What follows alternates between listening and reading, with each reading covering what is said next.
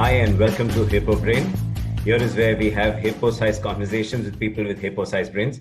Rajesh, over to you to introduce our next guest. Thank you, Jemith. Our guest today is a close friend whom I've known for 35 years, Ramesh Mangaleshwaran. So Ramesh and I were in IIT together. He's done, of course, after IIT Bombay, he went to IIM Ahmedabad. And then he's been pretty much a lifer at McKinsey, 27 years and counting. He started the Chennai and Bangalore offices of McKinsey. Welcome to Hippo Brain, Ramesh. Pleasure to be here. So what made you join McKinsey and what keeps you there? 27 years is a long time to be at a single organization. Yeah, and before I come to McKinsey, maybe I should rewind to where we met Rajesh, which was IIT. In 89, when I finished IIT, I was clear on one thing. I was clear that I will not go to the US. And back then, not going to the US was not the done thing. In fact, a lot of my father's friends thought that I'd flunked IIT, and that's why I was staying back in India. I then went on and spent 2 years working, because my first love was always factories and manufacturing. At a steel plant. I started my career between 89 and 91 in Jamshedpur, and somehow that didn't sort of quite give me what I was looking for. So the MBA was actually an afterthought. I came into doing MBA at IIM Ahmedabad, and I looked at what was on offer, and it didn't feel like a lot of what people were doing after business school was aligned with who I was. People were going into banking, people were going to consumer goods, marketing, and I just couldn't quite see myself doing it. And I almost thought I'll go back to the steel plant. And then 91, as you remember, was when liberalization happened in India. 92 was when McKinsey came to India, and all of a sudden there was this pre-placement talk about, we are McKinsey, we've come to India for the first time, this is roughly what we do. And frankly, at that point in time, there's zero understanding of what consulting was, right? In fact, fortunately for me, I met my future wife at Ahmedabad, and she knew it. Otherwise, I would have had trouble even getting married, because no one knew who McKinsey was. In fact, in Bombay, they mistook us for a shipping company. There was a shipping company in Colaba called Mekonon McKinsey. So I would go and say, I'm from McKinsey, and they say, "Ah, humko malum hai, wo Colaba mein ek shipping company hai." No. We're not a shipping company. We're a consulting company. Then, what is a consulting company? वो क्या बनाता है? बोला कुछ नहीं बनाते हैं. ऐसा कैसे company हो सकता है that makes nothing? So I guess the joy of being at the firm has been that I got in when we were getting started in India. We started from a couple of rooms at the Oberoi Hotel, and therefore it has been extraordinarily entrepreneurial to just build the practice over the years. And I feel like I'm still learning. I feel like I'm contributing, and every few years the challenge changes on me, and therefore I am where I am. And I was joking to somebody that saying that if you can do what you want to do, okay, you can do that with colleagues that you really would give money to work with and get paid reasonably for doing all of that, then why would you ever give it up? So that's my journey. No, wonderful. I think the fact that you've really been at McKinsey from almost day one. I mean, the first year of McKinsey's operations in India, and we'll talk later, of course, about the world of strategy and consulting. But I think one of the first things I'd love to chat with you about is really about manufacturing in India. I think it's something which you have dug deep into, and you also spent some time in China in the early 2000s. So it would be great to get your views on, what's the sort of state of the art in India? What is it that we can do better? Manufacturing is becoming very important for India right now, for job creation, etc. So let's start with that. No, and maybe we should go back to the point that Rajesh, you mentioned. And in the late 90s, early 2000, there was a sense, if I may dare say, even amongst Indian industry, that India has no future in manufacturing. That was when the Chinese juggernaut was rolling. Every product was being made there. And then a colleague of mine and I, together with a few industry people, said, can we sort of decompose this problem a little bit and find out what should be our point of view. And that's really what led us to start thinking about this topic. And after about 4 months of work, we literally took a handful of products, we decomposed the cost of it down to sort of the starting raw material, looked at the differences. We came back and with the conclusion that manufacturing in India can and should be revived. Okay, and I think there's a lot in just that one statement, right? First of all, let me start with manufacturing should be revived, right? No country, let alone a country the size of India, can just leapfrog and say we will become services, because a lot of the products that eventually get consumed in a country will get made in a country, subject to obviously competitiveness. So that is really the piece.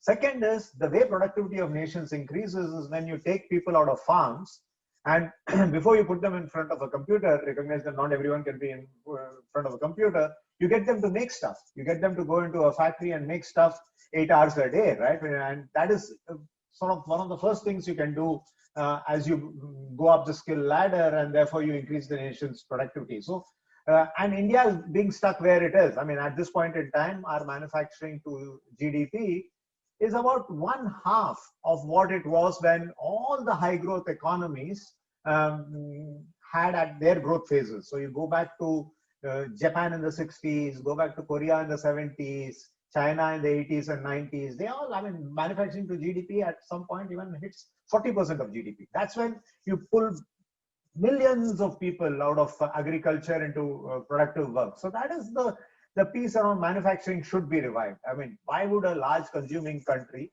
not do it, especially when it can be an engine for productivity and an engine for job creation? The manufacturing in India can be revived is the second part of it. Can be revived meaning we cannot give up on manufacturing. We actually are a very skilled country. Our technical talent is very good, and that's where we said that, listen, manufacturing is not one kind of manufacturing. Okay, there are multiple kinds of manufacturing. There is labor-intensive manufacturing, which is sort of you put people and do low-value, repetitive tasks. There is skill-intensive manufacturing. Skill-intensive manufacturing means that your only input is not labor, but it is actually engineering, right? Engineering that is either product technology or process technology or capital optimization. You know, there's lots of that goes into it. Then there is raw material intensive manufacturing, which is manufacturing that is dependent on availability of raw materials.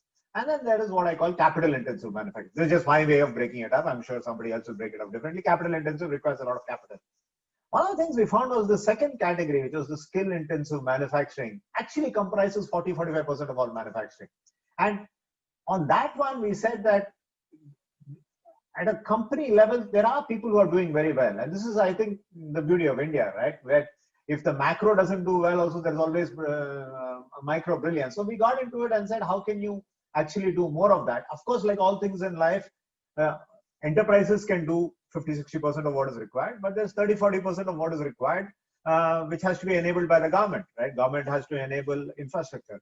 Government has to enable a favorable policy regime, you know, ease of entry, ease of expansion, ease of exit, as I call it. Government has to enable a favorable tax regime.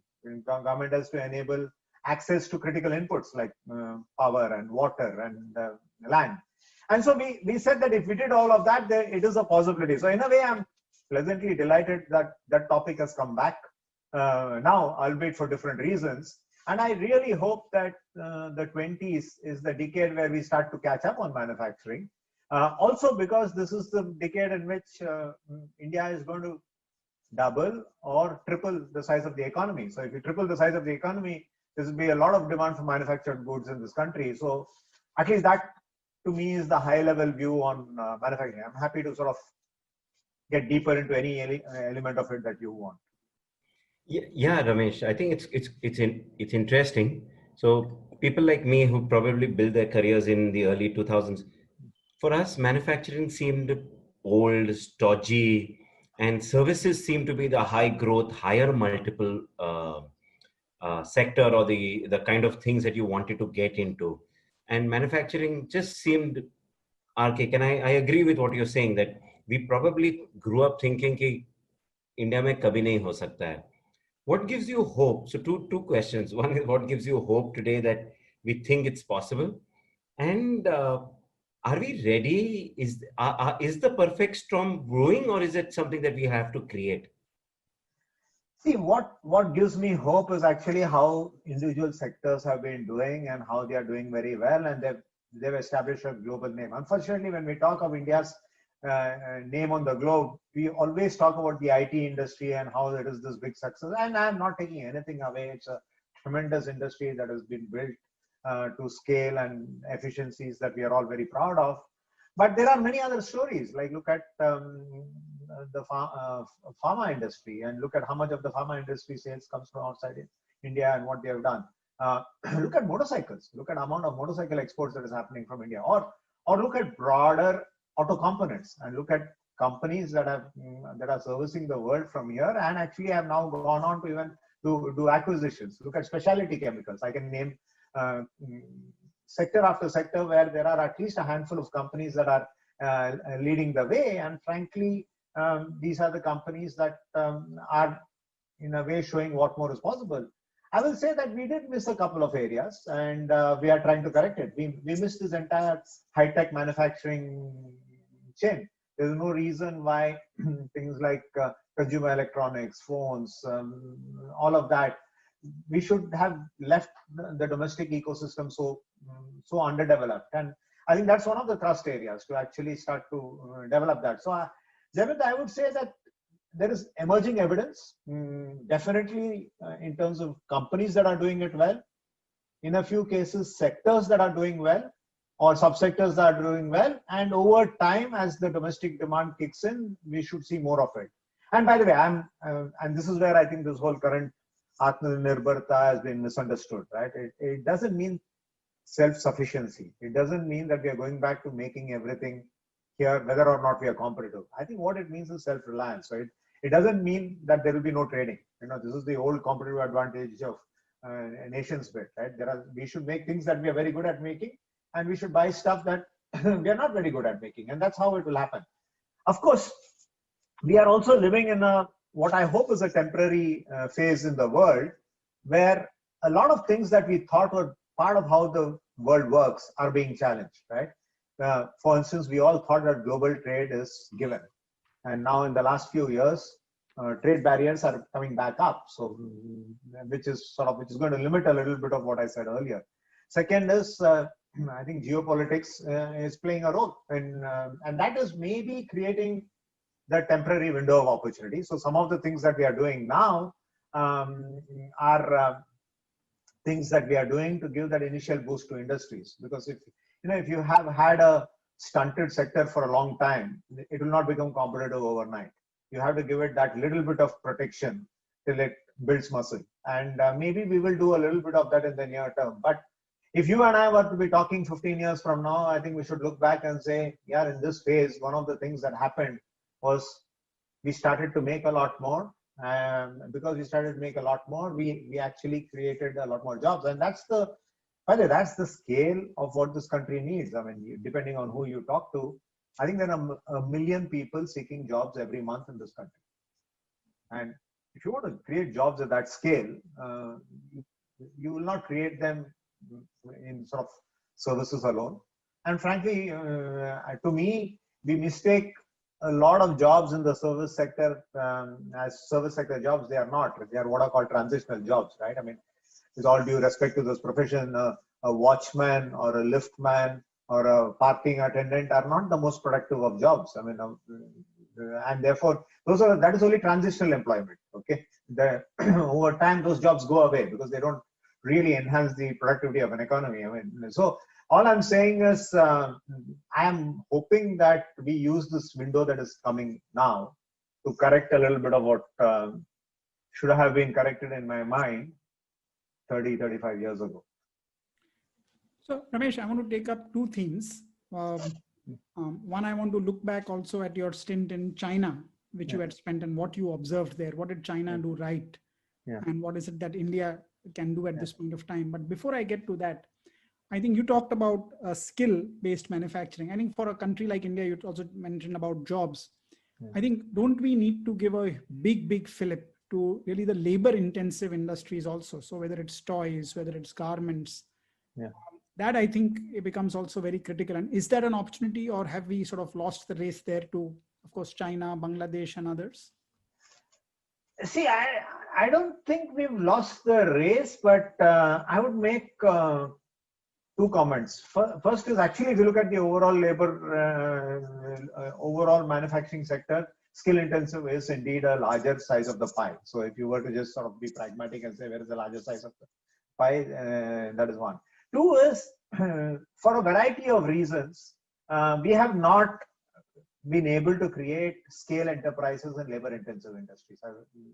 I guess you can understand what the kinds of reasons are. We've kept them small, right? We've kept them midgets. There has been a disincentive to grow.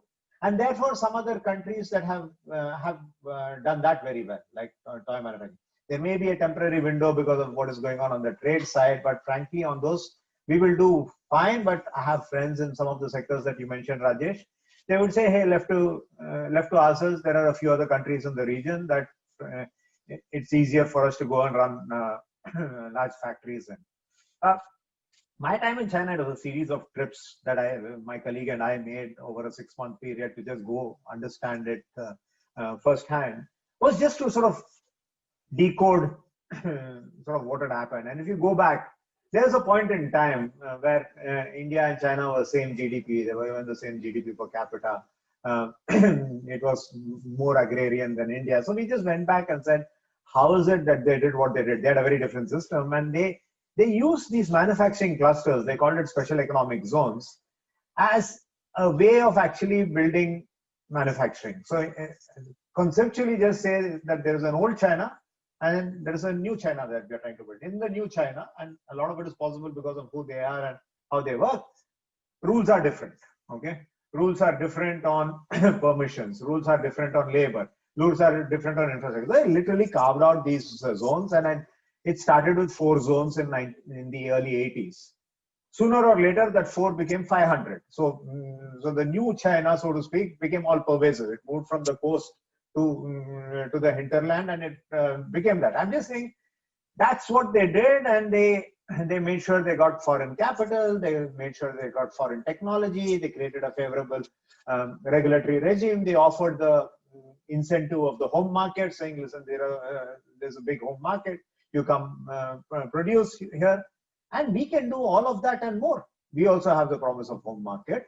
We may or may not do those dedicated physical spaces, but we can do industrial clusters and all of that. So I say that we can create virtual SEZs, if not physical SEZs, and we can sort of trigger that. But that's really what China did. China said that we require this and we're going to do it. And by the way, if you went to one of the factories there, the factories have dorms. People who leave their villages, come stay in the dorm, go back only twice a year, and highly productive, staying on site, and do this for a few years and then go back, right? So that's a little bit of how they did, and this is all well documented, well understood on how the growth happened too, right? You just look at, and that's when they started pulling ahead. And contrary to what people think, it was not exports that made them take. I mean, 70% of manufacturing was for domestic consumption. Only 20-30% of it was exports. It was not that they became the factory to the world, but they also were primarily a factory for themselves. It's a little bit, I mean, it's an inappropriate and orthogonal analogy, but har ek ghar mein kitchen hona chahiye.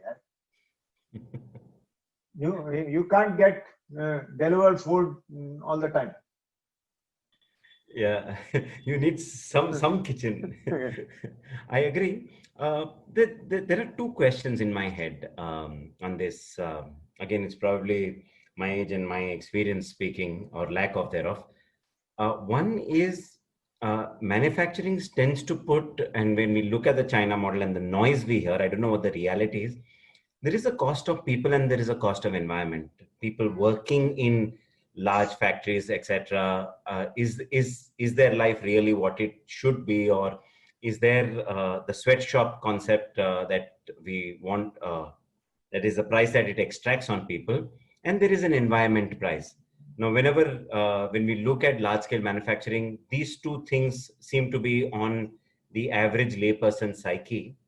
I'll let you answer that before I have the other question, which is the follow-up on the government. Jayamit, this is one of the criticisms that is heard, but I think there also the context is changing, right? The context is changing, and customers will make a big demand for both humane and green manufacturing practices. Okay, there are, frankly, in these labor-intensive industries now, customers say, "I will not buy from you unless you are ensuring adequate working conditions, paying minimum wages, providing benefits." There will soon come a time where customers will not buy from you if you are not conforming to being, net positive on environment. And there, I think, is the real opportunity, because that is the era that we are going into, right? There is a real thing around, we talk about differentiation. If you want to differentiate now, to say that we will do this kind of manufacturing, which sort of conforms to high standards on these fronts, which I think the average entrepreneur in India, at least the average visionary entrepreneur in India, is well disposed towards. Previously, it might have been seen as a cost. My hope is that in the future, it will be seen as a differentiator or potentially an opportunity. Okay, that's interesting, and I hear you also on manufacturing, because I have had the privilege of seeing a motorcycle plant and meeting the people in the factory, and it did change my mind of what a factory floor should look like and what a factory person should look like. And you spoke about auto components, etc. My question over here is, whenever when there is government involved in trying to promote, there is probably, people like me tend to mistrust it. There will be misalignment of incentives happening, etc. And also at the same point of time, let's say some of the other clusters that you mentioned have grown in spite or despite the government that we've had, or the support it has given or not. So what is the role of the government? Should the government try and do it, or can the other industries learn from the industries that have grown despite the government? Is that what is your view on that? No, the role of the government is simple. It is to provide an enabling environment in terms of infrastructure, policy, levies, and all of that enables enterprises to flourish. Government should not be an enterprise. Okay, government should be a creator of an environment, and this is where it's gone back and forth. There was a time when we did state-owned enterprises where the public sector would make everything from a scooter to a rocket, right? That probably is not what it is, and that correction has been underway for many years. So the role of the government is to create a policy environment for enterprises and entrepreneurs to thrive. And wherever there are specific sectors and subsectors that need targeted support to get out and make, like for instance, just now, defense manufacturing is a huge area. I think the country needs to make a lot more defense locally than buying in. So it has to just spot those macro trends and create an environment that will let them flourish. That should be the only role of the government. So why would some sectors have flourished and why some sectors lagged? I'm not able to understand that.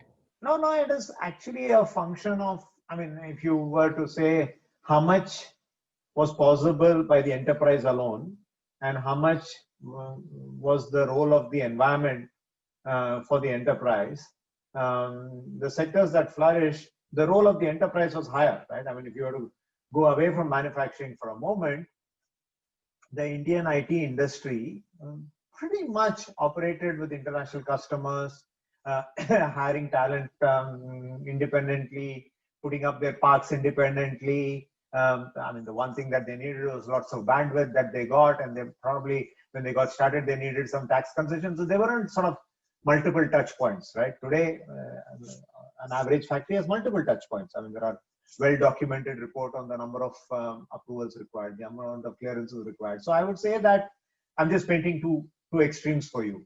On the one hand, there is very little role that the government played. Those people just flourish. On the other hand, there were so many constraints that you spend more time managing the constraints than focusing on the opportunity. And as you relax the constraints, hopefully more and more of the opportunity gets unleashed. The need for unleashing enterprise on the opportunity is very clear. Okay, very clear. I mean, it will be a shame if all of what we consumed is sort of not made in India, right? We are not a tiny country that needs to be reliant on import, and we can make it competitively. We can make it very well. This is the whole thing that people say that India is very good at frugal engineering, which I think it is, right? So, Ramesh, if we look ahead, Yeah. I think for us to give manufacturing a big boost in India, would the coastal economic zones or special economic zones like what China did to start laying the foundation for a new India, would that be a great, that be an important starting point, or are there other ways to get started on this? No, I think that will be the starting point. The starting point will be to see India, to me, is an aggregation of multiple geographic units, right? In fact, there's the whole concept of the idea of India. But I would therefore say that the answer is actually these zones. Either you create dedicated zones or convert existing zones into those kinds of zones, which are linked to what can be done well there. It's not necessary that everything needs to be on the coast, right? Some of those things can be in the hinterland, but connected to the coast, right? If exports is important, we need a far stronger logistics backbone in the country, and I think we are beginning to put that together, right? Rail, road, coastal connectivity. We need we need a lot more talent that is willing to work in manufacturing. And that is the one piece that I worry about. And you know, we have to change the narrative. We have to change the narrative around sort of what are good jobs and what are not so good jobs, right? It will be a pity if everyone thought that the good jobs are to be in what one of my good friends calls an ACPC environment, right? To sit with an AC behind you and stare at a PC, right? That can't be the only work environment. Working on, Javed, like you said, working on a shop floor, and people should see some shop floors. People should go see factories. People should feel inspired by saying, "Hey, wow, this factory is making a locomotive, engine bana raha hai." Okay, one day I want to come and make engines. Why should I? You know, so I just think that that narrative has to change. You know, it's very interesting you say that. I was talking to someone a few years ago, and he said China actually has been, even its early days, running campaigns on the pride of making with your hands. Yeah. Okay, and I think in India, exactly what you said, the ACPC mindset is there. I think we need probably an equivalent campaign which says that it's your hands, and the joy of making things in the factory floor, shop floor, I think is very critical. And I don't want to paint them as choices, right? You have to make choices when there is a limited amount of stuff to do. Here, this and that can exist. I mean, don't make it seem that the only thing to do is to do services, right? And that is just not on. But there is room for people to do services, and there is room for people to do manufacturing, and that has to change. And I think some of what is proposed, I've just had a brief look at the new education policy, introducing skill education, skill awareness at the earlier years. Hopefully all of that will make a difference. But if we were to roll the clock forward to 2030 or 2040 or 2050, we should begin to look like a balanced economy.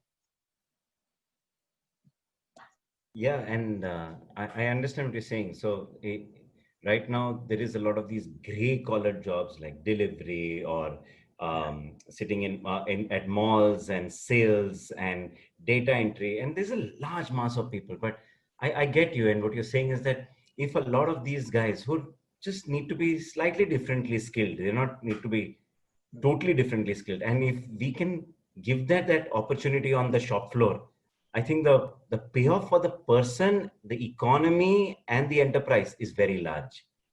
It is, and by the way, that is the thing about manufacturing, because most manufacturing is repetitive, right? You have to learn a few things. Of course, you have to improve and you have to innovate and all that, but it is sort of getting into a factory environment 7 hours a day, following a set routine. So it's a teachable thing. It's a teachable thing. It's a learnable thing, and therefore it is an opportunity that cannot be missed. So one question there, Ramesh, there's a lot of talk of robots basically coming into the factory floor as a potential threat. I mean, is it, have we sort of missed the bus on that? I mean, we got 100 million jobs that we need to get created in the next probably 5-7 years. Yeah. As the backlog. Is that really possible in manufacturing, or is it too late? No, Rajesh, I don't think it is too late. See, the at the end of the day, this is a capital labor trade-off based on the economics of it. Even when the rest of the world was, say, moving to high-speed packaging machines, India didn't exactly embrace the same high-speed packaging machine because we said this is not what we need. There will be a role for robots. There will be certain kinds of machines where, frankly, the quality of manufacturing, the precision of manufacturing is better done by a robot. But I'm not. I mean, I'm not a believer in this science fiction type of thing where factories don't have human interfaces anymore. We will find that balance. So this is a gradual shift, somewhat shift, even if it's so large an opportunity. Even if 5-7% of the work that has to be done gets done by a robot, there is 94% of that opportunity left, right? So I think just the scale of what we are talking about is so much that these are all rounding errors to the overall scheme. So I think this is actually, and I do have a little bit of a passion, optimism about it, and you have to temper it down, right? Somebody may say that, no, he's missing the cynical side of it. But I genuinely think that this will be a huge unlock. That's interesting. And just if I can switch to strategy for India to strategy for companies, and you spent a lot of time in McKinsey, and I think the core of McKinsey is strategy. And I would waste the opportunity to ask you on this.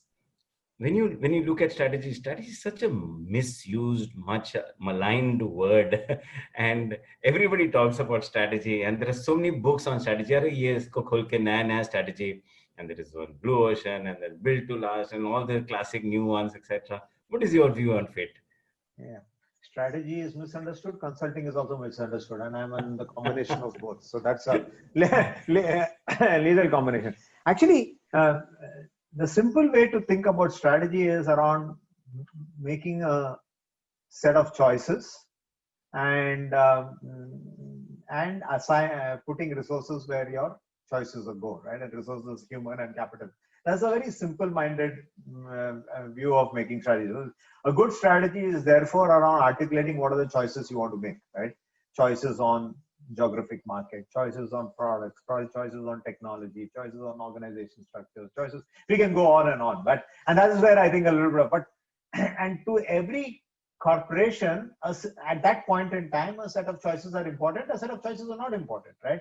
The problem with why there is so much of a mistake around this is there are too many templates floating around, right? And I think templates is the death knell of this thing, because if you go with templates, then you become a victim of templates. But simple, what are the 3 to 5 questions where you need to make a choice now? And you have to make, and there will be some choices that are what I call big bets, which is, it's a big choice.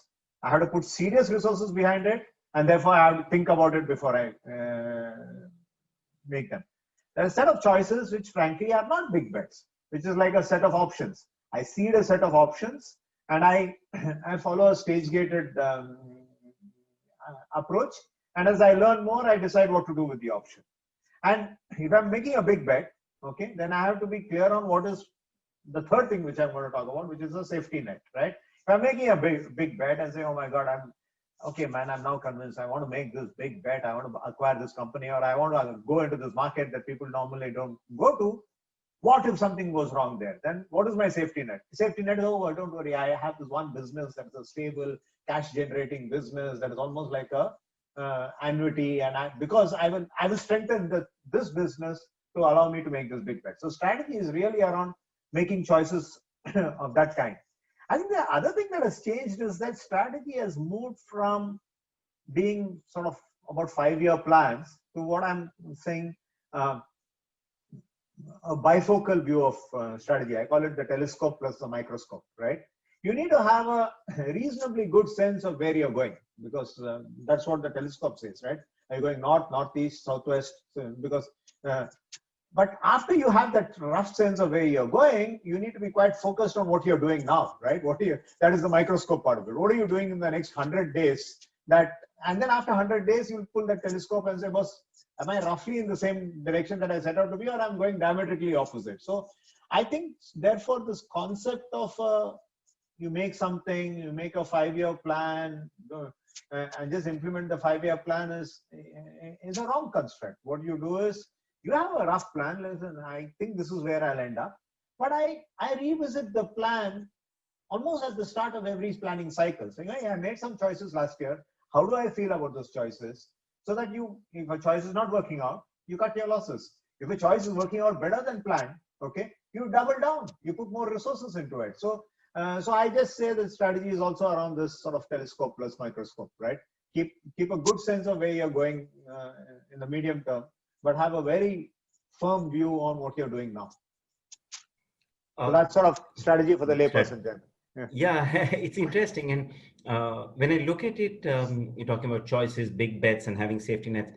A startup or a younger firm just takes all of it and throws it out of the window and says, "Let me figure," and that's probably reflected in some of the failure rates, etc., that startups go through. But the question I have always had in my head is, what you're rightly saying is telescope, microscope versus the ability to have an iterative approach to it and to look at it more as a tinkering lab, to have a lot of small things. Nobody really knows what's going on and saying, let me try this, and then try and see what's working versus having a larger thing. Are we seeing that little bit of a shift towards more tinkering lab? No, not really. I think, it is linked a little bit to the size and the maturity of an enterprise. By the way, I interact a lot with startups. I have great appreciation for startups. All startups should probably start like tinkering labs, right? Because they are playing that middle game that I said. They are basically playing around with a set of options based on what they're learning. They're pivoting. I mean, they're adjusting and they're figuring out. But once an option is becoming clear and getting momentum, and frankly is getting externally funded, it is now getting into the sort of the traditional enterprise category. So I see no conflict at all between that. In fact, this is the challenge. The challenge today is how do large enterprises in a way get the agility and the mindset of a startup, okay? On the other hand, how do startups at some point in time get the resilience and the staying power of a large enterprise, right? And you should never paint these as extremes, right? You should sort of, both of them need a little bit of the other, depending on where they are in their journey. That's a great way to put it, Ramesh. If I summarize what you sort of told me a few weeks ago, and a very practical plan, if someone wants to actually implement some of the ideas that you're saying, 3 things which you said, which I think would be good to summarize. One is, from where are you today to where do you want to go? So the from and to. Yeah. Second is, what are your 3 or 4 must do's? Yeah. And therefore, how do you back them up with the right sort of resources, which you said, human and capital? And then third is the sort of 6 or 8 choices that you need to make going forward, and under what conditions, what are the factors which will help you decide, and at what length. I think this framework actually is a very nice framework for people to get started in this journey. Yeah. And it's simple, it's intuitive, right? If you have to explain anything with a lot of technical stuff, then you already lost the plot, right? It has to be simple, because the beauty of this is in the doing, right? Not in the thinking, not even in the elegance of the communication, which, by the way, is the criticism that is hurled at consultants, right? That they don't know how to do. Yeah, we'll get to that in a minute, but I want to ask you one question before we get to the consulting bit. Yeah. So what are common mistakes that you find CEOs or companies, finally it's down to people, CEOs make when it comes to the choices and decisions? So what are sort of pitfalls to avoid? What are 3 or 4 pitfalls to avoid for people in leadership positions? There can be many, but one of it is really sort of just giving some things more time when you intuitively know that you shouldn't, right? Just sort of prolonging the agony a bit, right? Yeah, one more. This year was bad because of this external shock. This year was bad because that one manager was not great. If only there was a great manager, and you let things drag on, whereas you know that this thing should not be dragging on, right? And therefore you actually are it is sucking resources, if you will, without delivering result. And your procrastination on decisions for whatever reason is one. Second, and this is true of a lot of enterprises is we've gone back and interviewed lots of CEOs, and we've asked, what is, if you were to do one thing differently at the start of your CEO career, and what would that different be? Most of them come back and said, I wish I made the people choices and the people decisions a lot sooner than I did. Because at the end of the day, it is people that and leadership that convert strategy into results, right? And to assume that you have a great strategy and you don't back it by great leaders, you won't get results. So one is sort of pull the plug when something is not working. Two is make the decisions on people, including investing in people, okay? Because that is what it is. And that's where you get into all kinds of anchoring biases, right? Because a lot of leaders are anchored to where they were hired, right? And when sometimes I find myself saying, oh, I started my career at X. How come these people are starting their career at 20X? ये तो हमारे company में नहीं चलेगा, because this is not how it works. हमारा अलग है, हमारा तो culture पे dependent है, हमारा पैसा पे dependent नहीं है. Yeah, so I think you come up with all kinds of reasons, and you don't make the moves that you have to make on people, which are probably appropriate moves to make. Yeah, the ability for talent to move faster than an Yes. organization to accept or understand it is crazy, no? Yeah. Yeah. So just if I were to now push a little into the topic that you spoke about also, is therefore the role of consultant in a strategy. Yeah. The two views to it, of course, consultants have a business and they've been reasonably or fairly successful at it. And the other not so charitable view, what are consultants? We have all the answers. Consultant takes our answer, packages it beautifully and puts it in a lovely PPT that I wish I could have. Yeah. And there are both sides to the argument that one hears. What are your views on that? Obviously, this is not the first time I'm hearing this question. I've been hearing it for a long time. I also say that I have the longest collection of consultant jokes, because you guys only know the jokes in your company. I know the jokes in all companies. So this is something I've lived with. See, there is a core reason why this profession exists, and it is, I mean, we as a firm are going to come up to 100 years now, right? And our clients are all very intelligent people. And if there has been a reason to exist for 100 years and hire the best talent and be global, there is a reason that we exist. The reason we exist, and I will give you an analogy to sort of how I have thought about this profession, right? Our profession is a little bit like that of a sports coach, right? The best coaches in the world are not the best players in the world, but the best coaches in the world see the game a little bit differently from the player himself. They see it, a little bit saying, hey, listen, you're doing great, but you're not getting the full speed of the serve because of your backlift, right? That player can't see it themselves. So we are in a way complementary to management. We are not competing with management. In fact, that is the first thing I say. So therefore, our role in enterprises and with individuals is a very catalytic role. We are there to help companies get better, get better in the areas they need to get better. So it's done well, it's a very collaborative process, right? So therefore, and you're completely right, Jayavit. There are two kinds of companies out there. There are some that basically say that everything is ingrown, and those are people that I have great conversations with, but I may not have a great consulting relationship with. On the other hand, there are people that fundamentally think that this collaborative, complementary relationship is actually a win-win relationship. And so with some of these enterprises, I've been with them for 15 years, for 20 years, right? And I never do the same piece of work twice. I mean, let's be clear, right? So I never go and say, we took out X cost, let's go and redo it 5 years later, because we are around building capability in areas where they sense the need to build a capability. So I would say that's really why it exists. And in a way, organized firms like us have, if you will, we and many others have given shape to this profession, right?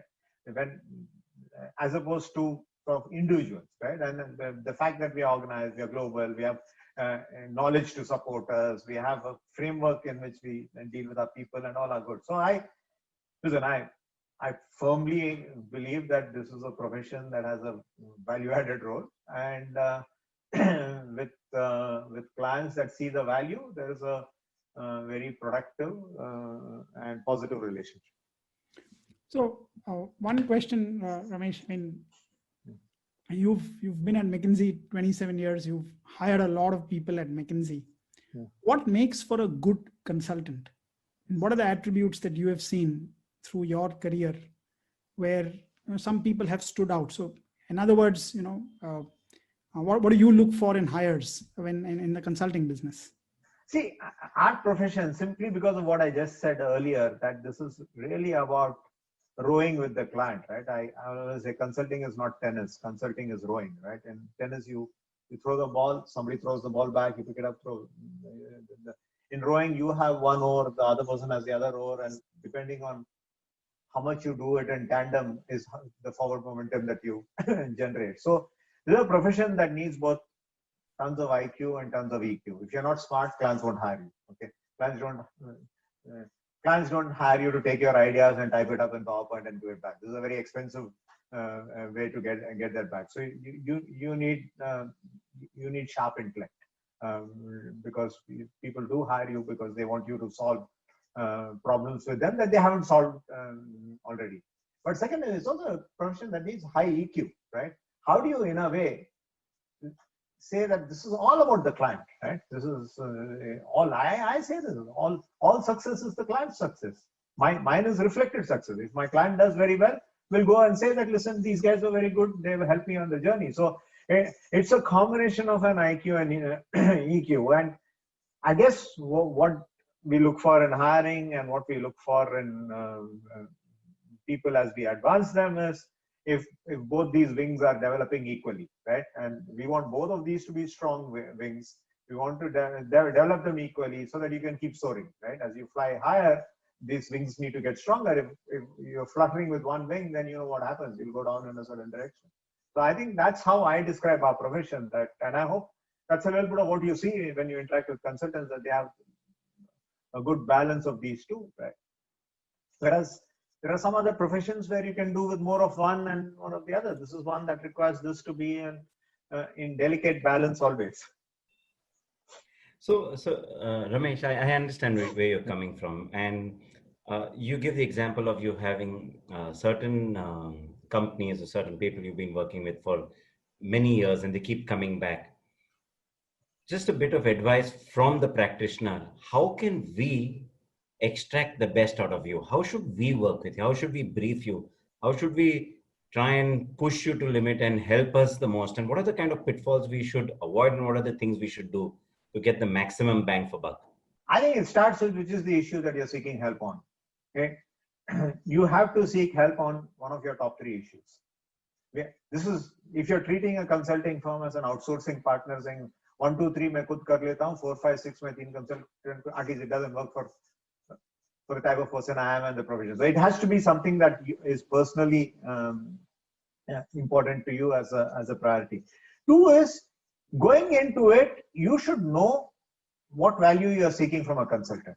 Okay, if the value you are seeking is validation, so chances are I will say I'm not doing it for you. I'll say this is too expensive a way for you to seek validation. So you should be saying that, listen, here are the real choices I'm wrestling with. Can we sort of wrestle it down with sort of with your perspective and my perspective? So I would simplify it, Jamit, to just those 2 things, right? Are you bringing one of your top issues to the table? If you're bringing one of the top issues, then you're going to bring yourself to the table, and you're not going to delegate it 3 levels down in the organization. Okay. By the way, maybe some people will solve the 3 levels down issue, but it will not be someone like me who will do that for you. And second, are you clear in your mind on what is the value that you're expecting?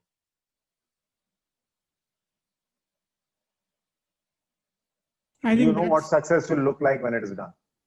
Yeah, I think it's a great point. I think so. What you're basically saying is that from a consultant's standpoint, really, it's the focus of bringing in external inputs. Okay, you're essentially also bringing in a worldview which is very different from the way the customer, the client, is seeing it. Yeah, you're bringing in a set of skill sets which are very different. And many times, what happens is when one is running a business, you tend to become much more narrower. also in your, sometimes in your thinking, because you're solving everyday's problems and you're also bringing in the wider view of what's happening. Is that a possible way to frame? Okay. And from your experience, what are the typical reasons why consultants fail? So I'm sure you've had the good and the bad of consulting. Any some interesting insights? Same reason. Part of it driven by consulting. You're working on issues that are not the top issues. Okay, in which case very soon you don't have the traction of top management. Two is you're working with the wrong set of expectations. Client is expecting X from you. You are providing Y, and mismatches building. So and then you will end up in and three is you don't know what the finish line is. This is the toughest thing. One of my mentors said that never write a proposal with a view to get started, right? Write a proposal with a view to knowing when you are done. And I think this is the toughest thing in my profession. What is the finish line? If you don't have a clear sense of whether I've reached finish line, you will keep drifting. And that's where, I mean, we are in an intangibles profession, and defining the finish line in a way that is commonly understood is not, it's not like I'm making a widget to the specification. You can look at the size of the widget, the weight of the widget, and the performance of the widget and say this is done, right? That is not what we are in. So therefore, getting a good sense of what does finish look like is quite important. And when you got any of those wrong is when you sort of had a bad engagement. And I will be honest, right? Everyone has good engagements and everyone has bad engagements. I'd be lying if I said that 27 years it's been success after success all the time. Right? Yeah, great point, Ramesh. And if we move on, I think one of your passions has also been about philanthropy and giving back, both in terms of course, money and time. And one of the areas which you've been passionate about has been education. Your involvement with the Pratham, then Kriya University, and most recently, of course, at IIM Ahmedabad. So can you talk about your thinking about how you decided to want to give back and your involvement with these three initiatives? Listen, first and foremost, the starting position is one of gratitude and of privilege, right? When I tell my colleagues internationally that all of my engineering education I received for the equivalent of $20 today. Okay, Rajesh, you'll remember this. 100 rupees per semester as fees, 40 rupees as room charges, and 20 rupees as fan charges. 160 into 8 was the cost of what we did. So I think with that, and by the way, IIM story was no different, right? I mean, IIM was maybe a small multiple of that, but still a small number. So what you can blow away in a Starbucks today, okay, is the cost of what we paid, albeit 30 years ago, for high quality engineering education. So listen, and this is nothing about Ramesh, okay? This is nothing about my brilliance. We have to also be modest and humble about it. It is just that we won the ovarian lottery. We showed up at the right place at the right time. We may think that we earned it. We were very smart and all of that. And therefore, there's a huge sense of privilege and gratitude, okay? So that there is something that has shaped us to where we are today. And therefore, you have to, giving back is part of what it is, right? In fact, yesterday, a colleague reminded me of a Chinese proverb. When you drink water from the well, never forget who dug the well, okay? So I think that is the starting point. And who I am today, I had very normal middle class upbringing in a small factory town outside Hyderabad. If I am who I am today, it's a product of the education that I've had. And therefore, as I've been looking at ways to give back time and effort, that has been something. I'm very fortunate to have a life partner who thinks like me. So it's a lot easier because we do this together, right? I mean, she was my classmate at IIM Ahmedabad, and therefore that is the starting point of giving. Over time, I've figured that giving is actually very satisfying. Even only this morning, I read another quotation saying, "Those who take eat well, those who give sleep well," right? And I want to be someone who sleeps well. So you've tried to invest. How does it work in giving? You try to give more time, more money, more, and how do you get returns? And can I put your professional brains into this and make this thing work? No, tough, right? For instance, more of my giving is time and thought. They say three types of giving, right? Time, treasure, and thought, or work, wisdom, and wealth. I mean, I haven't. While I give a little bit of money, I think the more of what I give is thought and time to people that I do. In general, I work on with institutions and causes where I think that my role is valued, and where I think that they are trying to solve problems at scale. I mean, like Pratham has been an institution that I've been involved with for 20 years. We're trying to work at scale, and I learn a lot when I work with them. So Javed, the short answer is it's through the causes I pick, and causes is both what they are doing and who they are, right? If those connect, then I say that, देखो, यहाँ पे problems इतने हैं, and every problem is a big problem. If you can work on 2-3 of them and make a reasonable difference to 2-3 of them, then this one life has been well spent, right? And there will be lots of others who will be doing lots of things. So I don't bring any cold analytical framework to it. The people I work with and sort of the difference I can make, probably the two criteria. So Ramesh, what would be your advice to people who want to think about giving back and philanthropy, etc.?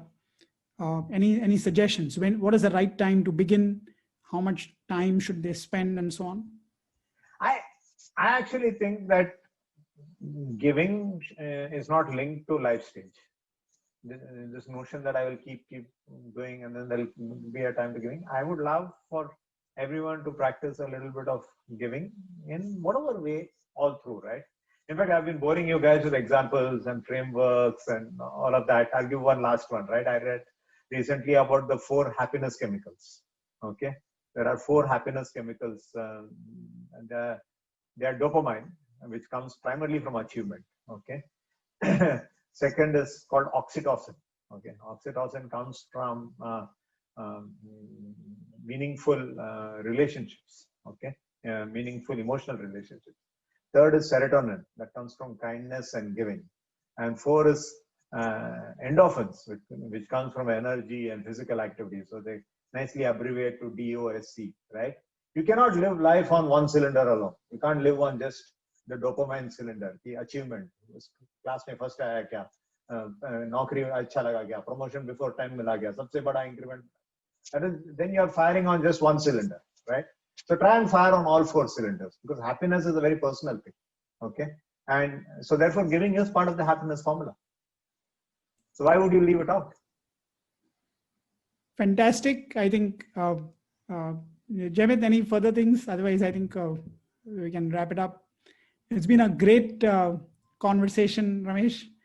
And I think for me, the part you said about manufacturing right in the beginning, how do we get manufacturing going in India? And I think if I can distill those to 4 things. Number one, in your frameworks, I think the primary starting point as SEZs, getting a good education system in place, okay, which is very important. Otherwise, people are stuck in agriculture at the lowest, at the bottom of the pyramid. Third is, of course, creating pride in manufacturing. So going beyond the ACPC sort of mindset. And fourth is, how can the government play an enabling role, not being in business, but being the enabler, I think was very important. I think on the strategy side, also some strategy and consulting side, great inputs. And of course, the 4 chemicals, happiness chemicals. I'll hand it over to Jamit to wrap up and close. Yeah, I think it was extremely interesting. And when you meet a consultant, you never know what new thing you're going to learn. Dose is very interesting. So now I know I came in ready for a little more strategy conversation, and I'm going back with the meaning of happiness and life. In pursuit of happiness, I got an answer. And in the most chemical, biological way. And it's absolutely right. Achievement, relationship, kindness, and energy. I think, Ramesh, that was brilliant. Coming back to the conversation, I think two very big takeaways. One, when you're working with a consultant, or in many ways working with projects, understand what's your finish line. You can't give a proposal to have a starting point. It has to have a finishing point. And what is that is extremely, extremely important. I think that's interesting. When we work with consultants, we have to be very clear. It has to be a big problem. It has to be something with choices that you want to solve, and has to have the ability for the top management to work with it. But very, very interestingly and importantly, understand what is the finishing line. And on the last bit, I think what you're saying, it probably summarizes what you're talking as a consultant, or when you're talking about charity, or what you're talking about manufacturing, is a line that you said, unleashing enterprise on opportunity. I thought that's very interesting. And that's a nice motto for a country or a company or anything, the ability to unleash enterprise. Thank you, Ramesh. I think it's been an outstanding conversation. Any last words from you? Nothing. Love the chat. Thank you, guys. Take care. Okay, great. And thank you. And thank you all for listening to us. Thank you, Ramesh, for being with us as a hippo brain. We love to have you as always. And do subscribe on YouTube or wherever you get your podcast. And don't forget to press the bell icon. Thank you.